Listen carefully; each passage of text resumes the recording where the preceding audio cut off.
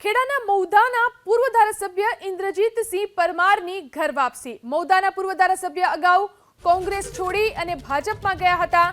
AICC secretary, પૂર્વ પ્રદેશ પ્રમુખ, જિલ્લા કોંગ્રેસ પ્રમુખની હાજરીમાં તેઓ હવે કોંગ્રેસમાં જોડાયા। ઇન્દ્રજીતસિંહ પરમારની ઘર વાપસીને લઈ ખેડા જિલ્લાના રાજકારણમાં ગરમાવો આવ્યો છે। પૂર્વ ધારાસભ્યની ઘર વાપસી સ્થાનિક સ્વરાજ્યની ચૂંટણીમાં ગરમાવો લાવશે। મૌદા વિધાનસભાના પૂર્વ ધારાસભ્ય કે જેઓ ફરી એકવાર કોંગ્રેસમાં જોડાયા છે। મૌદાના પૂર્વ ધારાસભ્ય પહેલા કોંગ્રેસને રામ રામ કહી અને ભાજપમાં જોડાયા હતા।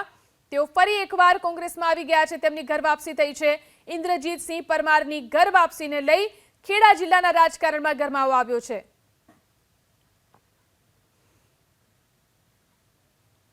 ખેડાના મૌદાના પૂર્વ ધારાસભ્ય ઇન્દ્રજીતસિંહ પરમારની ઘર વાપસી। મૌદાના પૂર્વ ધારાસભ્ય અગાઉ કોંગ્રેસ છોડી અને ભાજપમાં ગયા હતા।